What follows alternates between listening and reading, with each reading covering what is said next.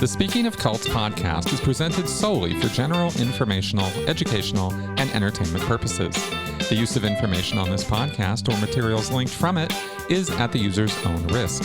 The views, information, or opinions expressed by the host and guests are solely those of the individuals involved and do not constitute medical or other professional advice. Hello and welcome to the Speaking of Cults podcast. This is Chris Shelton, your host. Thank you very much for joining me again this week. I am welcoming back Clint Heacock, my friend from the UK, former evangelical minister turned strident opponent of religious bigotry and persecution and nonsense all over. Clint and I have had many discussions over the years about evangelical nonsense and how it ties in an awful lot with politics and ideology, especially here in the United States, where there have been no shortage of various groups and subgroups that we've discussed, and individuals leading these groups who are a bit culty. They get very ideologically, dogmatically driven. They become very focused on their way or the highway, and the religious basis of their ideology is very Dark Ages kind of thinking, which Clint and I have real big problems with. We don't like misogyny, sexism, racism, bigotry, homophobia, and all of the rest of the nonsense that is mixed up with American evangelicism. It is a hateful activity that cloaks itself in language of love and language of tolerance and Jesus, but it demonstrates and acts and legislates for hate. And that's a strong word. I'm going to intro today with some strength because I'm a little upset. In fact, I'm more than a little upset about the state of things in America right now, and the fact that Clint and I have discussed these things for years, and it just keeps rolling forward, right? And one tends to feel a little powerless, a little helpless in the face of this, right? So, Clint, welcome back to my show. I just needed to kind of a little bit just to get the thing kick-started into motion here. But how you doing? What are your thoughts? You're over in the UK watching all of this from afar, yeah? It's true, yeah. I've been watching it with a lot of interest. Obviously, the Trump tariffs could potentially affect not just the UK, but obviously Europe. And this is the thing I'm trying to explain to my British friends over here. Why is it such a big deal? Because if America's economy is so massive, if it goes down, and it likely is headed to a recession if things don't change, it's going to drag God knows how many countries with it. And this is all part of this agenda that we're going to talk about, Project 2025, America First Policy Institute. This is what's driving so much of these things. And yet this is all driven by Christian nationalism and Christian extremism, so dominion theology, all the things we've talked about. That I was reflecting when you were doing your intro. Unfortunately, not enough people listen to us, Chris. We were talking about Project 2025, last summer, 2024, in the run-up to the election, trying to warn as many people. And I remember you and I both said this. If Trump is elected, this is going to be different than his first presidency. This will not be the shambolic mess that his first presidency was. This time, he's got a loyal cadre of people, sycophants. On day one, they're going to hit the ground running and start issuing executive orders. And that's exactly what's happened. And it's breakneck speed, and the courts can't keep up. And now we're just watching this firestorm of, executive orders and everything else coming out. That's right. That's exactly right. Trump believes himself to be a king, an aristocrat, and he treats executive orders, which are policy statements for the executive branch. That's what an executive order actually is. It's not the law of the land. It's not legislation. It's not congressional process or procedure. And therefore, it's not something that we need to be bowing down to and thinking, well, just because Trump said it, it must be true, or it's the law of the land. It's not. And this is why it goes straight to the courts to sort out. And the courts have been a bit of a mess because the Supreme Court of the United States is utterly compromised by criminal behavior, right? I point to Clarence Thomas, criminal behavior. Yeah, absolutely corrupt. Right? Absolutely no doubt about corrupt. It. Been proven time and time again. That's right. And John Roberts is absolutely a weak, flaccid leader of this group who is happy to watch America burn. I'm actually in kind of one of those moods today. So you're going to hear it straight from me today, right? I'm not going to hold back. I Yeah. am very, very upset about how we as citizens have just watched this happen. And Clint and I have been sounding the alarm bells for years about this. Yeah, Even literally. before Right? Even before we were talking Project 2025, and you are the one who turned me on to these things. I'm a cult guy, I'm a psych guy. That's my thing. I get into helping people come out of cults. And when I see cultic behavior writ large, like you see sometimes with Scientology, a lot with Mormons, the Jehovah's Witnesses, these big groups, the Moonies, these groups become politically involved and activated.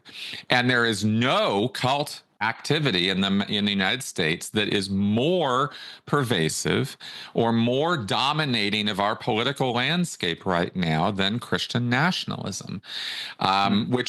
which all falls, as we've discussed many times, all falls under this sort of umbrella of evangelical, under the evangelical movement, right? It's a large group of Oh, it's religious huge. believers, lots of different faiths or denominations involved. This is not like there's a single leader. And that's part of the complicated picture of this that we've been trying to paint for so long. Is it's hard to see because it's so many different activities that are joined in sort of this ideological interfaith movement, where they come together on political points like anti-abortion or anti-LGBT policies, or let's get prayer back in schools. Let's stop prosecuting people who are leading prayer at football games, and for the kids, it's all for the kids. Go Jesus, right?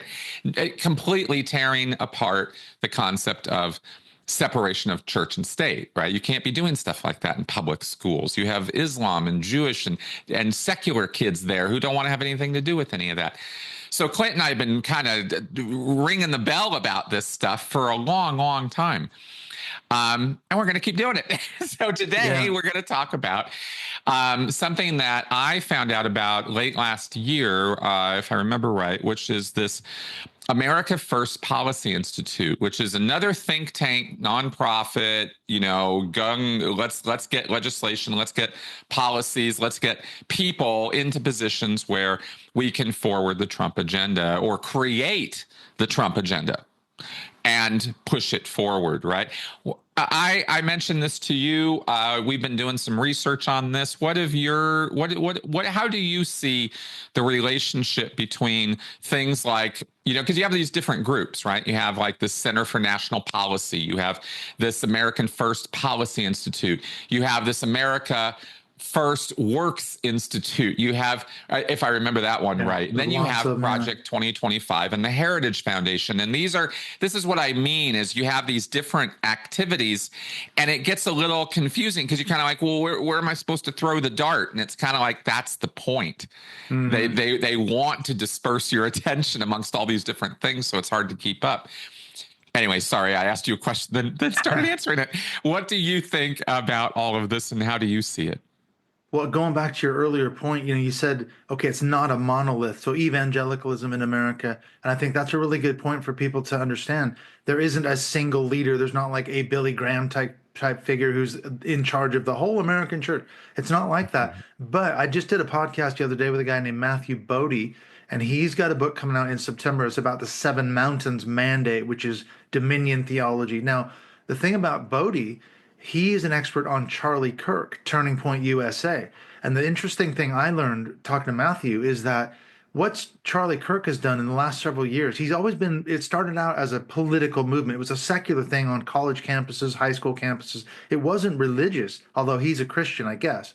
Now, in the last few years, Charlie Kirk has bolted on this Seven Mountains Mandate Dominion theology piece to the Turning Point USA.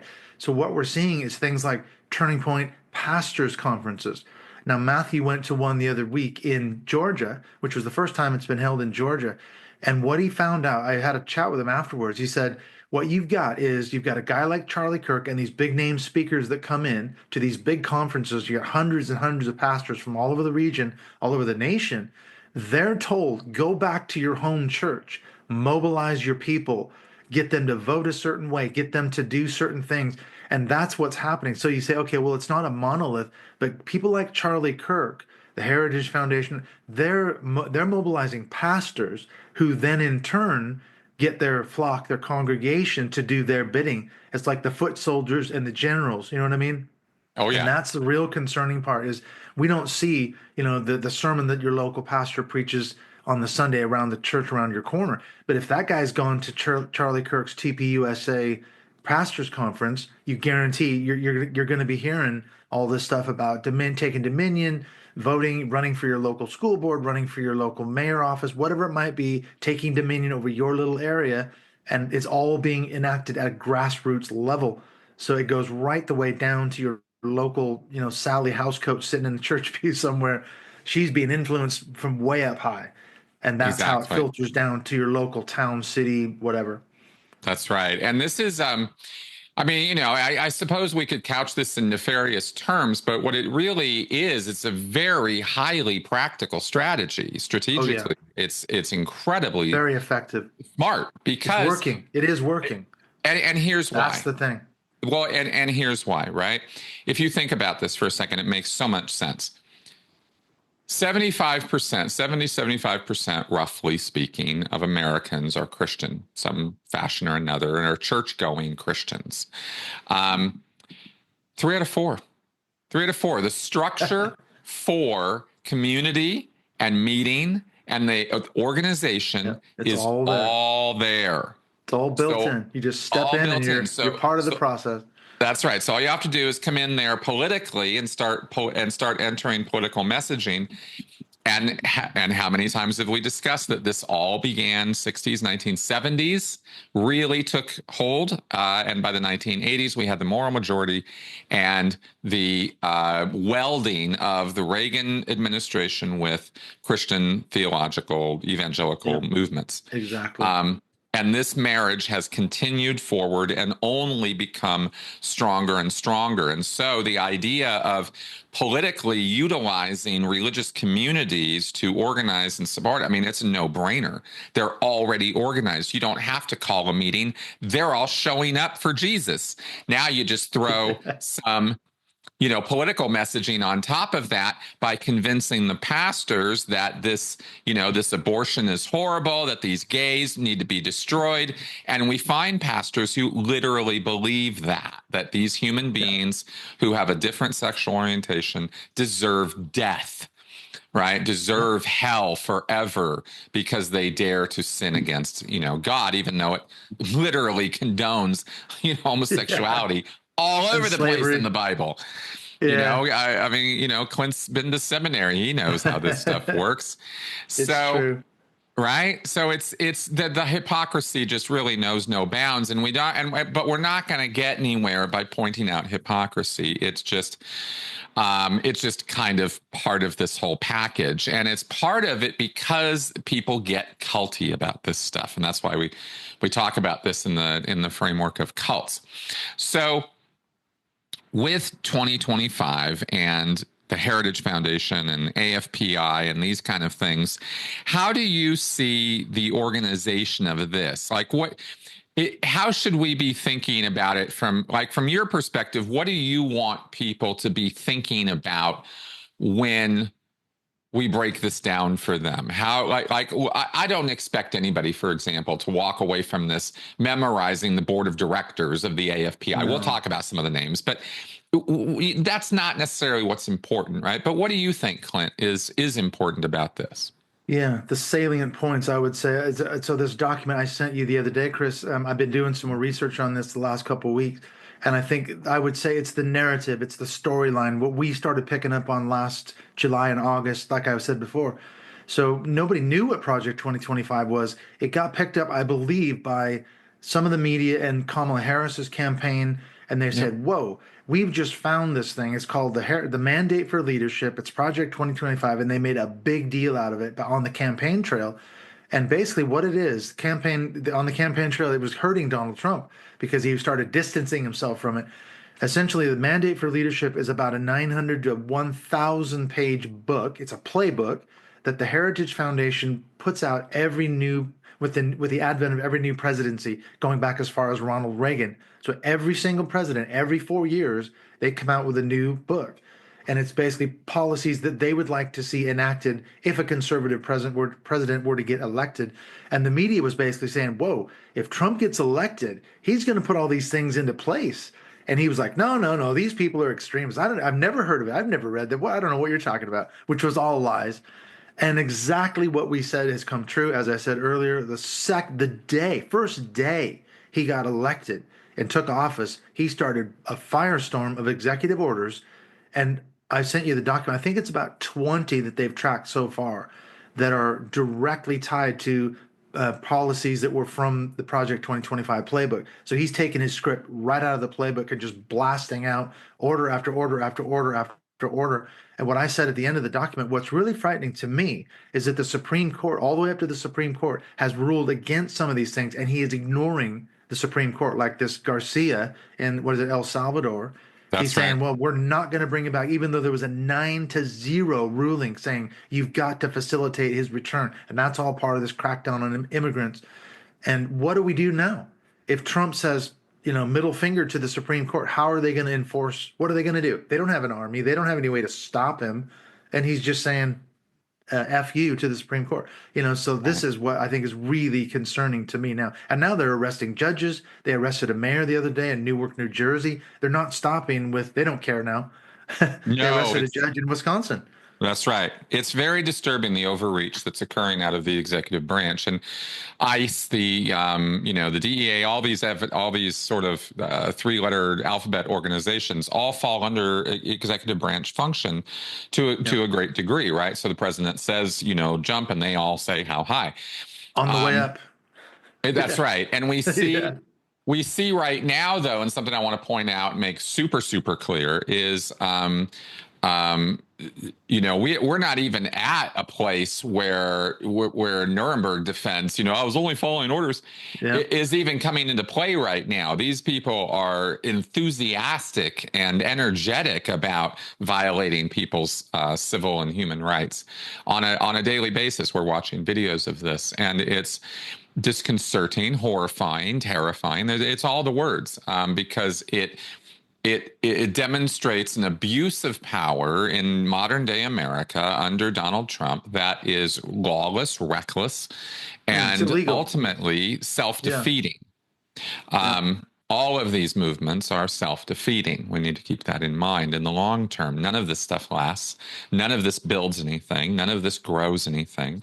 All humanitarian all authoritarian, totalist, type government institutions destroy themselves, whether it's Soviet Eventually. Russia or Maoist Hitler's China, which Germany. is absolutely on its last legs right now. No matter what you might be reading or thinking about China being the next world power, Hmm.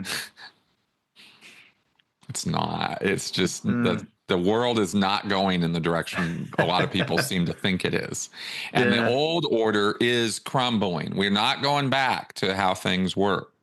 So what I wanted to talk about today with this, and Clint's just such a wonderful person to talk to about this because he's so politically and religiously aware of, I mean, you can straddle both worlds with this. And that's kind of the missing component in a lot of the reporting and understanding of Trumpism and of specifically of the Project 2025 stuff, is how religiously motivated this is.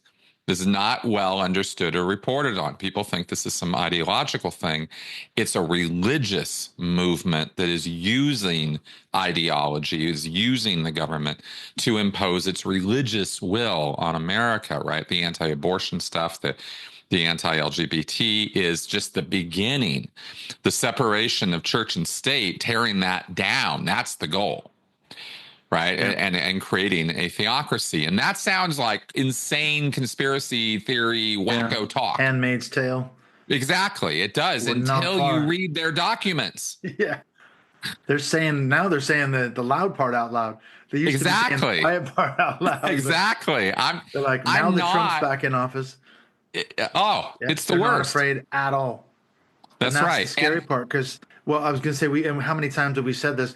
Their strategy. I remember when I was an evangelical, my now ex, but my wife at the time, back in the early '80s, she was a part of a pro-life movement, evangelical, anti-abortion movement. They weren't picketing abortion clinics, but it was like counseling and therapy and all the rest to try to talk women out of having abortions.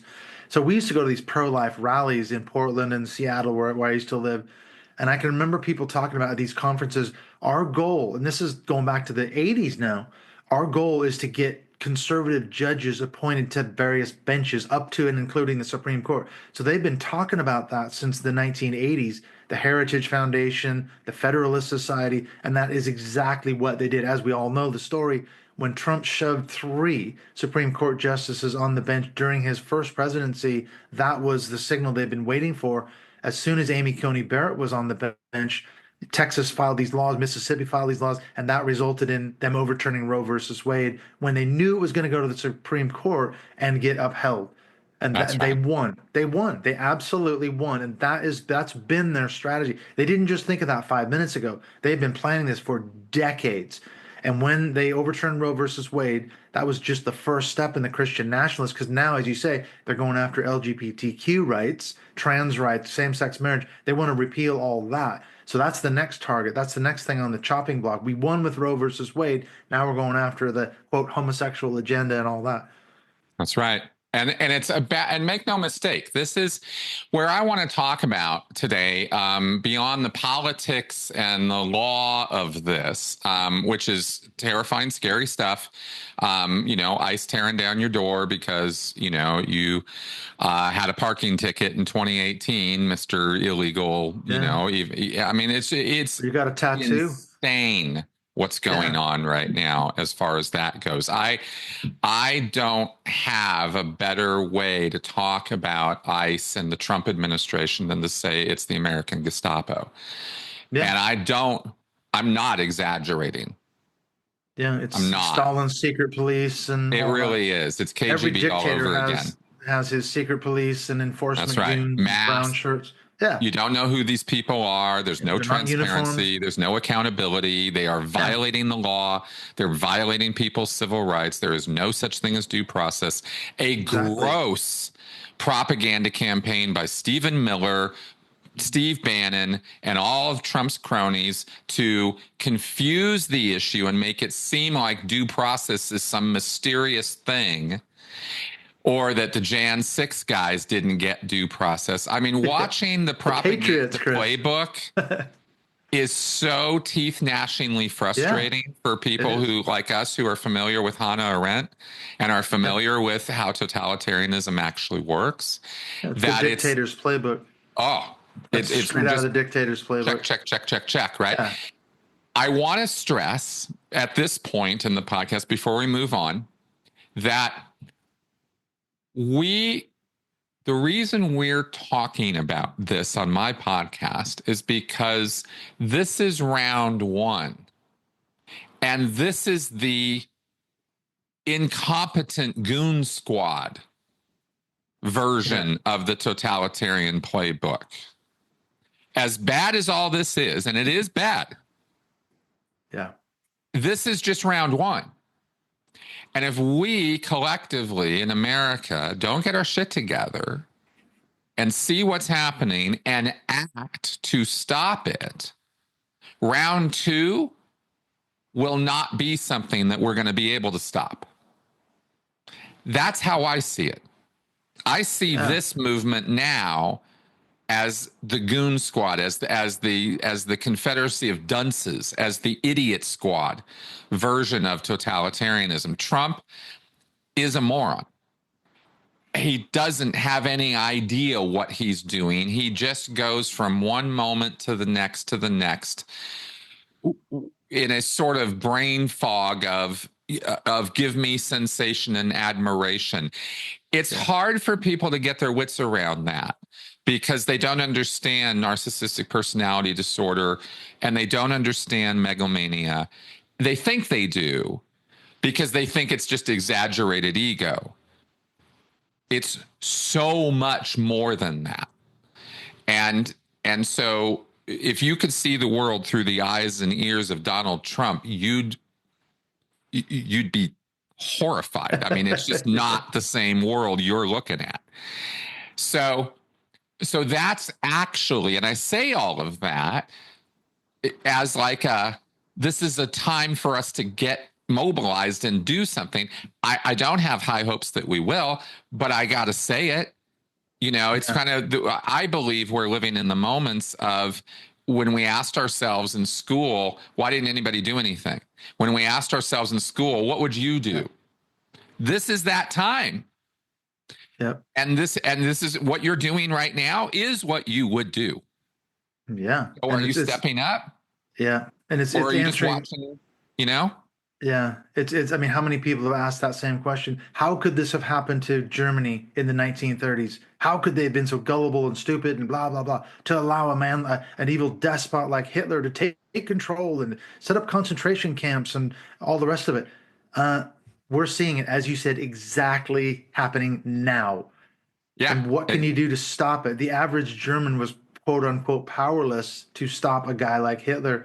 It took a long time to get there. I was going to say one thing. I don't know. I would push back a little bit. You said Yeah. they're incompetent goons. I think there's a lot more thought and strategy. I know what you're saying. It's tongue in cheek, Yeah. but the difference is this time, as I said before, it's not the shambolic presidency. He didn't know what the hell he was doing the first time. He didn't have a Oh, clue. yeah. I agree. But I agree. this time he does have a clue because this has all been carefully prepped, and For the sure. people For around sure. him, yeah, they've got a For very sure. clear But agenda, and they're not just throwing stuff at the wall to see what sticks. I mean, a guy like Elon Musk, I'm not sure what he thought he was going to accomplish. He went in there with a chainsaw, literally, and now I guess he's fallen out of favor with Trump. He caused a huge amount of damage in the process, and may never recover from all the cuts and the slashing that he did to all these federal agencies. no, But no doubt. what the No hell? doubt. But let me see if I can analogize this because I don't mean to infer that there isn't anything damaging or destructive that they're doing, of Oh, course, or that there isn't an organized effort. That's what we're talking about. I mean, Project yeah, 2025 that is the point. and the American First Policy Institute, that is where the organizing is happening. That's Yeah, where all of this comes out of. All of this horribleness is sort of springing out of these activities, these yeah, groups, these think tanks. So there is organized efforts, and in fact, I wanted to talk about what the purpose of those organized efforts is, but I wanted to make the point because people need to understand we still have time to act and push back and stop this. We don't have the ability to turn back the clock, but we do have the ability to stop what's happening. In about 10 or 15 years, we won't. yeah, That ability will be gone. And that's where we're at historically right now for those of us who think in historical cycles and look to history for cues as to what's coming. The authoritarian playbook is very predictable. it There is. are Yeah, very specific things that must be done, that must fall into place in order for it to work. It's an understood system. It's a cult, right? It's culty. yeah, It's like what cults do, right? It's the yeah, same kind of thing. We yeah. understand that. So when you watch it play out, it's a little bit like weathermen watching the storm clouds come over and go, "Oh, hey, guess what? It's It's going a to rain." storm front. Yeah, Yeah, stick guess your head what out the this window. means? You Yeah, know? It's not rocket science. It's yeah, just we figured this shit out a long time ago. yeah. It's true. And and that's what we're watching play out now. And the biggest barrier to doing something about it is people's apathy. The second biggest barrier to doing something about it is people's denial. And then the third barrier is actually the task of taking these people on. So the psychological parts are the parts I'm trying to goose people about, right? Is don't be apathetic. Don't live in denial about this. You see me being so strident about it because I'm trying to push through or bust through some of the complacency and the denialism that exists in people. I know I'm not going to convince Trumpsters, but I know there's a lot of people who are not Trumpsters at all. They don't agree with what's going on, but they feel powerless to do anything. We're not powerless. We're not in that place. And I really wanted to make that point that these are not super villains. Yeah. These are garden variety villains. Mm. And we've got the ability to do something about that. When you get to the level of supervillains, when you get to an Erdogan, when you get to a Putin, when you get to a Xi, somebody who really does understand what they're doing and really can think in long-term concepts, which, let me be clear again, Trump is incapable of doing. It's not even that he doesn't do it, he can't do Yeah, it. he's not playing 3D chess, basically, is he?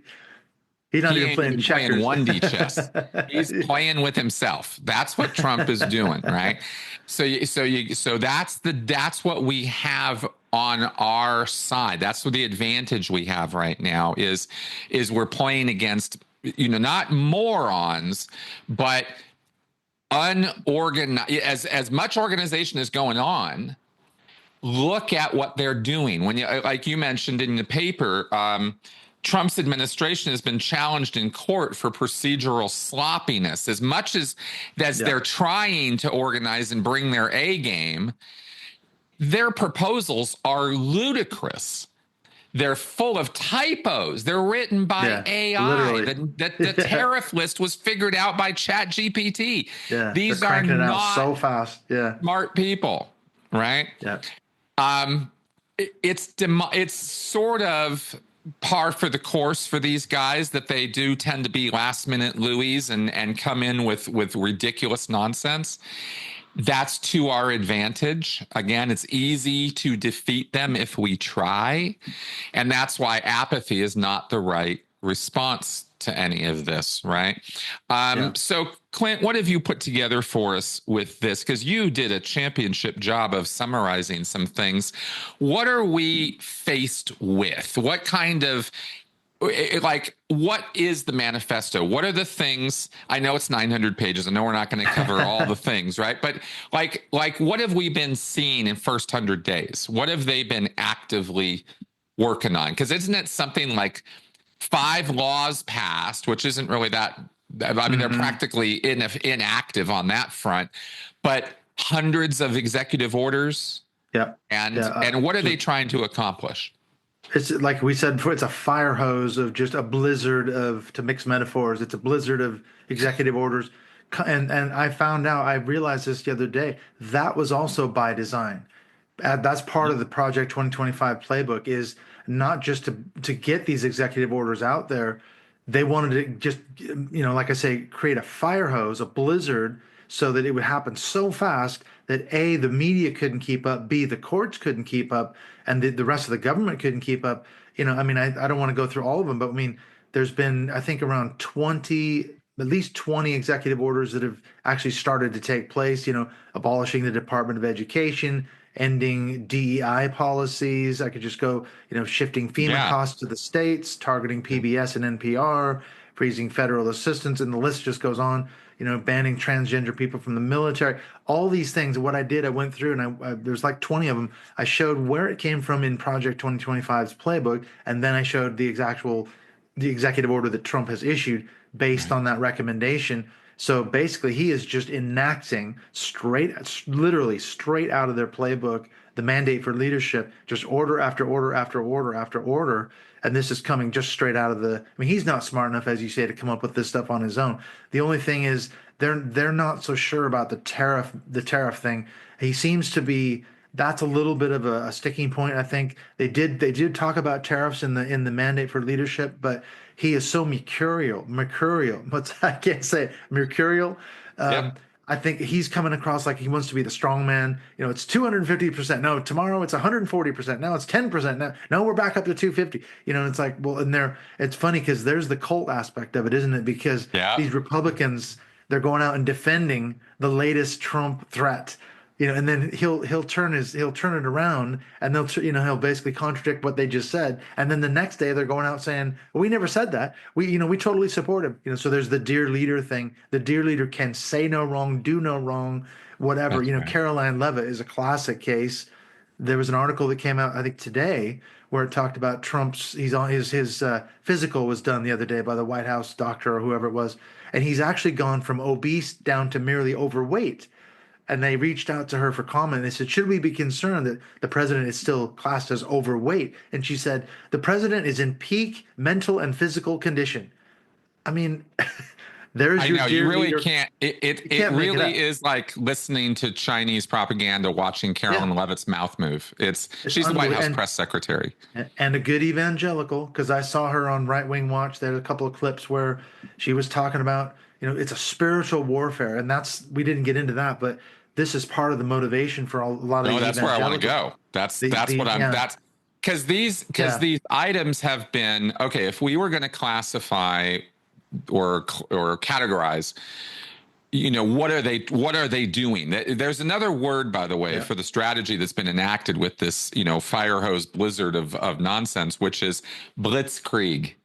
Yeah, That's a that's exactly. a that's a legit military tactic. Yeah, Overwhelm, right? and it worked for Um, Hitler for a long time. Yes, it did, and It that's did. when and that's kind of front loading all the awful right from the get go and shotgunning it, right? And Yeah, that's what they are trying to do, yeah, with the idea of get as much through as you can in the confusion and chaos that you yeah. create. The It, shock and awe of it. It's the mother of all battles and all this kind of stuff, isn't it? It's that's just right. Flood overwhelming. the It's so zone, much. I think, is what Steve Yeah, there's a Bannon lot of called it. metaphors you could throw out there, but that was by design. That's Oh what yeah, struck me. It wasn't an accident that he just started blasting out orders on day one. They were already printed up. All he had to do was get his famous Sharpie and start cranking out his that's right. signature. That's right. And he's more than happy to because it Oh gives yeah. him, see, it's this stupid, right? Is there is no thought. I'm going to say this. People are not going to believe me. I know it's hard to accept this. There's no thought in Donald Trump's mind about consequences. That is true. Yeah, he's very transactional. Everything's None. transactional in the moment. None. And the transaction for that tariff moment, for example, with the big board and the poster and all that stuff, that is the payoff for him. Yeah, Standing there in front of the cameras, believing he is the most powerful man in the world, and that what he is doing is going to change the fate of every living soul on the planet is almost a moment of orgasm for him. yeah. Which is it And might be that's true. the only reason Yeah, Trump is motivated to do things like that, yeah. is for We that ignore him at our feeling. peril. Isn't that right? We Oh, can't ignore him. how can you govern by sensation, you know? Exactly. But that's what it is to be him. So the people around him are faced with, and this is how this. If you've watched Death of Stalin, you'll understand what life in the inner circle of a madman Yeah. turns you into. It turns you into the stupidest version of yourself. It turns you into the most obsequious version of yourself. Like the people around Trump become the worst versions of themselves, the most brainwashed versions. I mean, I'm sure Karen Levitt could be a wonderful person if she wasn't such a brainwashed evangelical. Like, Yeah. She's a there's just cultist. nothing that comes out of her mouth that ever makes any sense, you know? Um, anyway, I get upset. Yeah. But you have to understand something. This is the point I wanted to make, right? Is that the folks around Trump and the inner circle, they cannot talk sense to Trump. It's not like he has advisors who advise. Yeah. This Like is a so normal important. president. Yeah. Biden, Daily Clinton, briefing and all that. Obama, Yeah. Bush, I mean, any president Yeah. in Literally. history has advisors who advise. They And come with yeah, expertise, they come with knowledge, they come with exactly. experience. That's And what they're they're there listened for. to. Yeah, they're That's listened right. to, and their opinions are respected because they know what they're talking about.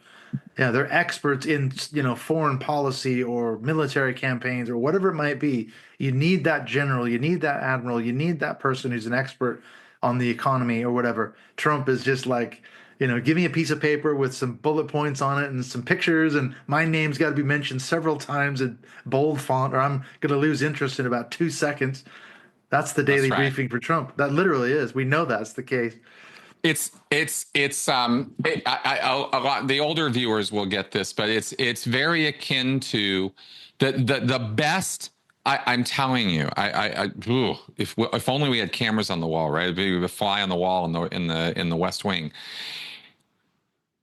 The old Twilight Zone with Billy, the kid, the child who could do anything, right? He could disappear you. He had ultimate power, and everybody around him was just fawning on him Yep. all day long, and dying inside while they were doing it, right? And the point is made during the show. One guy can't deal with it anymore. He's down in the drink. He just can't live this life anymore, and he confronts this kid who promptly turns him into a monster and disappears him and kills him, right? Because that's what this kid does. He doesn't have a conscience. What he wants is the only thing that matters in his universe, in his whole world, is what he wants in the moment. That's Trump. That's who's leading our nation right now. Yep. He couldn't lead his way out of a wet paper bag. But the people around him are desperate to keep him happy, because as long as he's happy, they get to do what they want. And that's what the real point of the America First Policy Institute and Project 2025 is those groups, those evangelically driven activities are something Donald Trump doesn't really give a shit about. Yeah. He doesn't really care. It's just opportunities for him to be in the spotlight, right? So their agenda is get all this stuff through. So I thought what we might talk about today, now that I've made all those points, I just had to get all that crap off my chest, is where are we going with this? What is it they want to still accomplish? What's the picture that they're trying to paint? Right? Where does this go? When are they happy? What is America supposed to look like when they're done? Now we know Yeah. that what they think they're going to accomplish, they are not going to accomplish. I mean, I don't have it in mind that we're going to this place, but I'm just curious where they think they're taking us. Could you break that down for us? Well, that's the thing. I read another article, and at the end of the thing I sent you, the Mm-hmm. two kind of next big agenda items. One seems to be this issue of climate change. So they're going after, they're big on this issue of they're climate change deniers, so that seems to be a big thing, going after NOAA, going after NASA and some of these other things, the EPA firing hundreds and hundreds, thousands of workers. So that's another big thing. So we're going to see we already seen Trump has withdrawn from the World Health Organization and Paris Climate Accords and things like that, whereas Biden had put us back in. But then the second aspect that really hit me was where I think we're going to see more of a quote unquote Christian nation. So that's There we that's go. the other bit. We haven't heard that yet. We've seen some of the things enacted, like against LGBTQ and trans rights and things like that.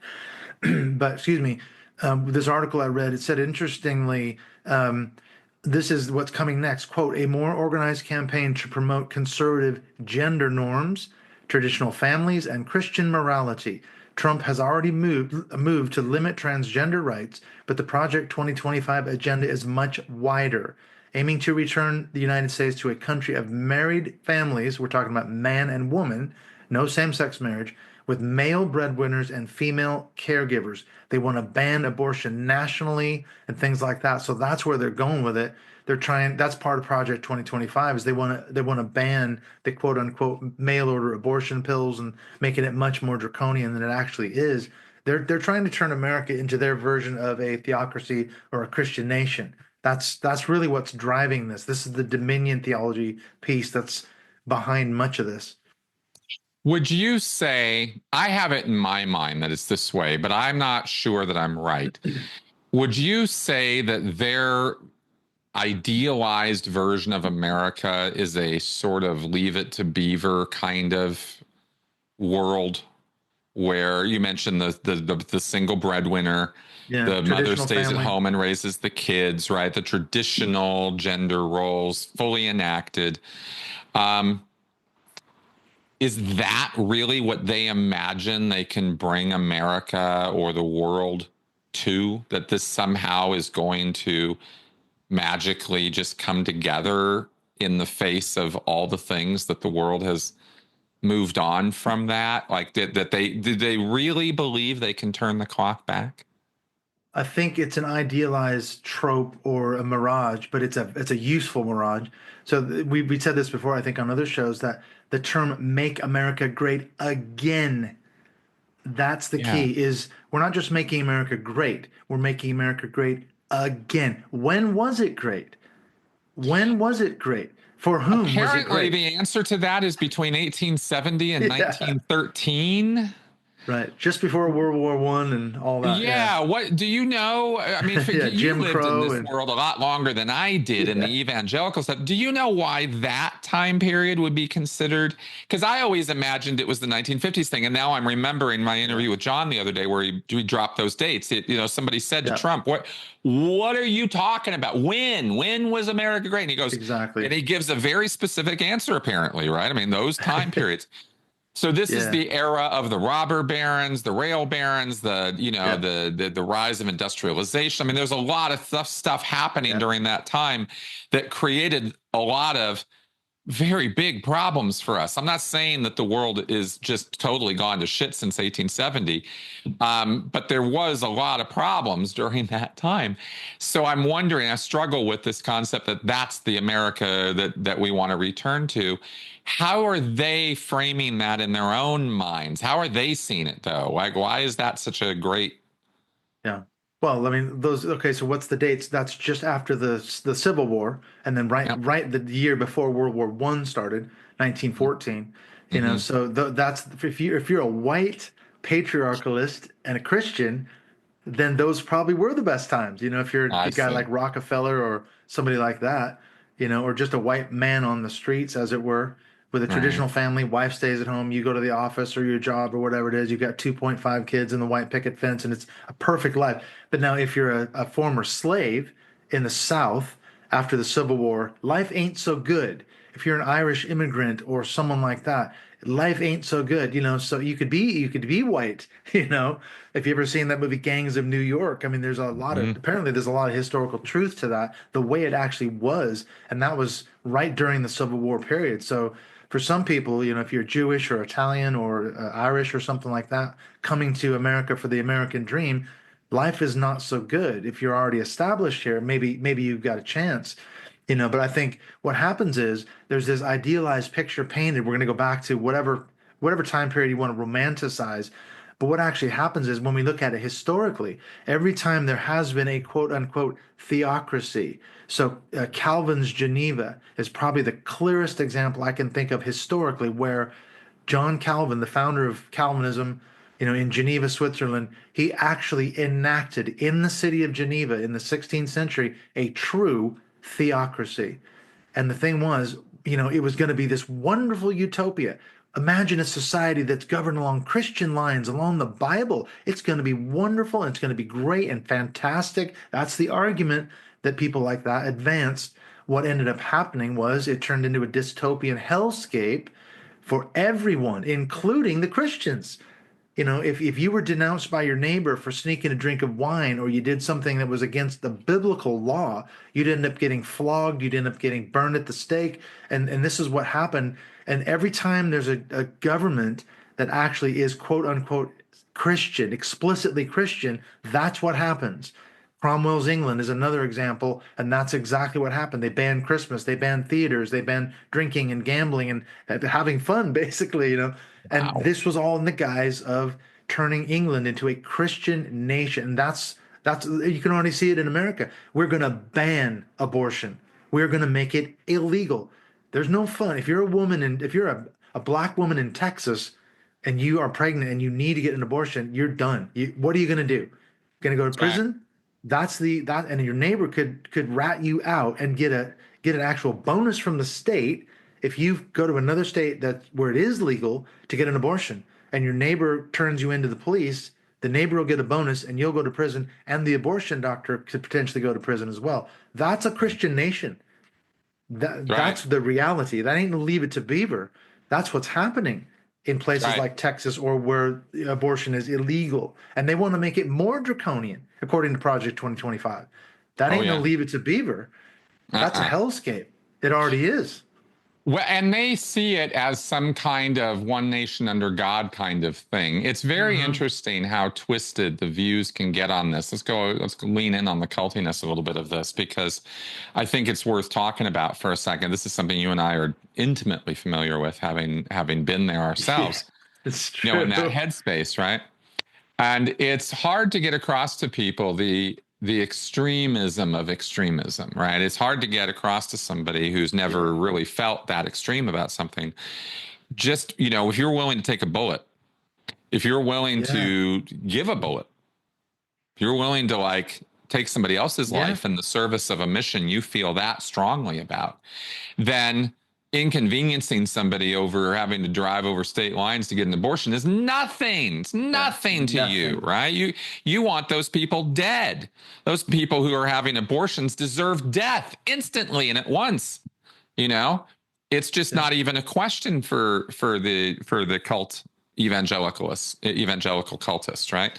So, um, we I struggle with this because my messaging on this is difficult, because I want people to get along. I want people to meet their neighbors. I want them to know their neighbors. I want people to be forming community in the real world around them. I really do. And I want them to show tolerance and compassion toward people who have differing beliefs. But tolerance and compassion is a two-way street. It's meaningless unless it's a two-way street. You can't show ultimate tolerance and compassion to somebody who's literally burning you at the stake. I mean, what is that supposed to look like? It Yeah. doesn't, that doesn't work. And it's what's terrifying about being in the seat that I'm in, right? Is how quickly people who are in a cult extremist headspace can alter reality so that they think if they don't burn you, you're on your way to burn them. Yep. And that's Us or not what them. we want. Yeah. And that's what's so Yeah. infuriating, right? Is I don't want Christians burned at the stake. I don't want Christians prosecuted, persecuted, hurt, reviled, even ridiculed for their beliefs. I don't care about their beliefs, but they care about mine and my lack of belief so hard that they want to ruin my life over it. So, what am I supposed to do? How am I supposed to be tolerant towards that? There's a little bit of that paradox of tolerance thing there. There's arguments to be made, but I think when the rubber meets the road, we simply come down to the fact that if you can't meet me halfway, then why am I struggling to meet you halfway, right? There's a parity we need to meet, and if we can't, then we need to acknowledge the fact that these are people who simply won't ever accept our values or our ideas or our beliefs, and we simply have to stop them. Yeah. And they adopted that viewpoint about us and our progressive values a long, long time ago, right? So it's a Yeah. bit of a war. It's a bit of a struggle that we're in right now with this. Yeah. I mean, do you think, Yeah. it Well, seems to me that again, that would be how we should be yeah. thinking about that now. Yeah. Yeah, Yeah. yeah. I would again go back to history. I mean, you mentioned that burning at the stake. What immediately came to my mind was the Spanish Inquisition. The whole thing, the way that started when the Moors lived in southern Spain, but it was a very progressive society. They basically had southern Spain for hundreds of years. They came from North Africa, and they allowed Christians and Muslims and Jews to live side by side by side. They all That's had right. their neighborhoods, their areas of cities, but yet they all coexisted. They traded together, and no one tried to convert each other to their own respective faith. And it wasn't a golden age, but it was a pretty advanced, progressive kind of thing for, we're talking, medieval period, late medieval period. That's But when right. the Spanish took over, the Catholics took over, they defeated the Moors. They said, okay, Now, for every Jew and every Arab who wants to stay, you have two choices. Well, three. You can be killed if you refuse to recant your faith, or you can convert to Christianity, or you can leave immediately and leave all your possessions. And some of these people that have families have been living there hundreds of years, they had businesses and everything. So some left, some converted to Christianity, some were just immediately, they said, no, we're not going to renounce our faith. They were burned at the stake. Now then the problem came about where the inquisitor said, we don't believe that these Jews and Arabs are really, truly Christians. And if their neighbors denounce them for secretly practicing their religion in the confines of their own house, that's when the Inquisition was formed to basically root out heresy, as they called it, practicing their ancient religions and all that. So there's another example, where okay, here's a Christian. They're not content with you saying, okay, oh, I'm a Christian, I'm a Christian. Oh no, we got to check and make sure you're sincere. And if that involves putting you on the rack, and torturing you till you confess, and even then, we still may burn you at the stake. That's what history has done. Another example are some of the Viking kings who, they became Christians for political reasons, but then they turned around and said, okay, now every citizen in my kingdom must become a Christian. And if you don't, we're going to torture you until you do or till you die. That's right. And so there's examples from history of when things like that have happened, and they're not content to accept your answer for it. They'll torture you No, till you recant or you accept Christianity. So I no. know those And are this is different where times, we, but the principles are there, I think. well, this is where we have to be, this is where we have to kind of get real about who and what we are as a species, because we're a timid, community-based species who are prone to witch hunts. We're, for lack Yeah, of a better term, right? McCarthyism. That's right. And it's rife through history. It has been this way from Babylon to America and everything in between, right? We have had many, many historical instances and examples from Maoist China to Vikings to Spain to America of what you might call group hysteria, or Yeah, that can last for years, yeah. The decades. I Salem mean, if witch you go to trials. Maoist Yeah, China, decades, right? yeah, People can get into a social state where, as a group, they are acting so self-destructively that it is insane. It doesn't make any sense. yeah. Yet people who are caught up in it are powerless to stop it. It's a force that it's a social contagion that it is it's disturbing, right, when it happens. And Yeah, and you just described a couple examples of it. yeah. So to imagine for a second, if you are a serious thinking person, and I think if you listen to my podcast, then you could be accused of being a serious thinking person. Oh, be careful now, Um, Chris. You're talking about your audience here. Don't want to insult anybody. then There's I at least think one out there. it would be a little silly for us to labor under the delusion that we are somehow immune to that. It can't happen here. Oh, wait, didn't someone write a book about that? Hmm. That's right. That's right. And this is what I said at the beginning about how it's apathy and denial that really allow and enable these kind of things to go on for a lot longer than they should. Because individually we feel powerless to do anything about it. So we just kind of lay down and let it go. And there we are. And I've been thinking a lot about this lately, right? What happens if ICE comes knocking on my door, right? And I'm the cis white guy who has very, very little chance of that happening anytime soon. But what Clint said just now rings so true to me as a former cult member and as a student of cults and history, that for me to think I'm somehow immune or to automatically Nope. naysay, you see, the response even within myself is ludicrous. It's a stupid thing for me to be doing, which is why I'm kind of, talking the way I'm talking today on this podcast, is because I'm overcoming my own apathy and denial about this and talking about it with y'all, right? And I know I'm not going to reach very many people with this. People just don't want to hear it right now. But those of you who are listening, I congratulate you on participating in this conversation.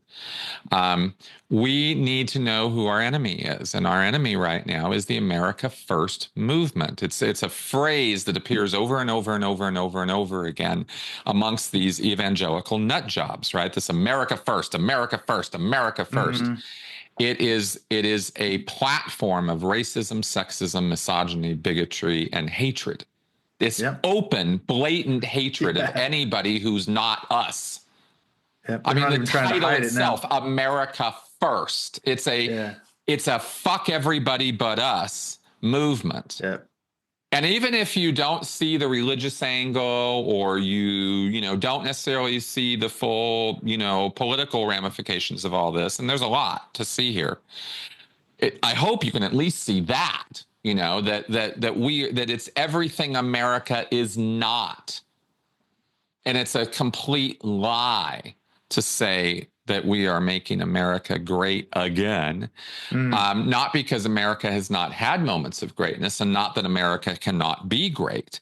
America has the potential to be great in a lot of ways. The biggest way being that we are the personification of what's written on the Statue of Liberty. Yeah. And Yeah. America First is a slap in the face to the Statue of Liberty and everything she stands for, right? That's kind of where I wanted to go with Yeah. all of that. France is going to Clint, come taking it back. Well, I was just going to say one quick thing before you go. yeah, It's this idea that, yeah, we're going to make American products, we're going to buy America. We don't need, and I've heard Trump say it, we don't need anything from Canada, we don't need anything from Mexico, which is just insane because bullshit. the three countries have been interdependent for forever, for decades and decades and decades, and mutually profiting off each other to the benefit of so many people. And so That's there was right. an interesting thing about, I was reading an article about John Deere. John Deere is a massive company. They wanted to open a factory in Mexico, and the reason they did it wasn't just to stick a middle finger up to America and say we're going to take American jobs and give them to Mexico. It was about expanding into South America because that's one of the biggest agricultural markets in the world, South America. So John Of Deere is course. looking to the future. They're saying we are going to bring American workers down here, but we need to expand globally because it's a global market. We cannot survive just building tractors for American farmers. We're not going to make it. There just isn't enough farms, and there's a lot of competition coming in from India, from other places that are now building tractors that are cheaper than the John Deere. So they had to expand. So what did Trump do? We're going to attack a massive tariff on John Deere. How dare they move out of America and move to Mexico and lose American jobs? And people were outraged and upset and angry, like, yeah, that's bullshit. Well, no, there's a much bigger picture. There's no nuance in that when they say John Deere's moving to Mexico and they're saying fuck you to America. No, that's America First. That's essentially what you just articulated, but it doesn't work. It can't work in the long term. If you want to stay relevant and in a global economy, you can't compete if you just stay building tractors for American farmers. It's not going to work. It's not big enough. Not at all. And it's a delusional view of the world and our place in it. And we're Exactly. ruining our position and place in the Oh world yeah, right now. Like actively burning it to the it's ground, true. kind of losing our position, right? It's happening Trump's over trade here. war is insane. It really is. It's a It's word that just gets overused, but it's an it is. unforced error after unforced error. I mean, look what he's doing to Canada. He's Exactly. burning, and flights are down Exactly. by what, 70 some percent. I didn't know this, but I realized the other day that the biggest amount of tourism in America comes from Canada. It's the largest number of tourists from every I didn't country. know that. Yeah, it was is Canadians, coming across the Not border. anymore. And flights are down by 70% coming from. They're obviously boycotting American goods. Towns along the border of Canada and America are suffering, bigly, as Trump would say, huge repercussions. And they're saying, I can read all these comments by Canadians on YouTube videos, and they're like, "We are never going back. We're never buying American product. Fuck you. We're done. You can't make us a 51st state. We're not going to be one of your 50." And they're like, and you're not going to recover from that. Even if Nope. Trump isn't in office in a couple of years, how are you going to build that back Oh, it's with going to take Canada and decades. Mexico? Yeah, It's and going to then take Europe. decades of dedicated effort if we had sanity reign. And there is no guarantee of that, right? Because the Dems are hardly coming to the party right now. That's it. A lot of my angst is coming out of the fact that we have just as much stupidity coming out of the left as we do the right now in terms of response to this. Yeah. That's part of the reason why you see me so impatient and like a little bit pissed over talking about this. Is it's not like my side is rallying to the side, to the cause and really coming up with all the smart solutions.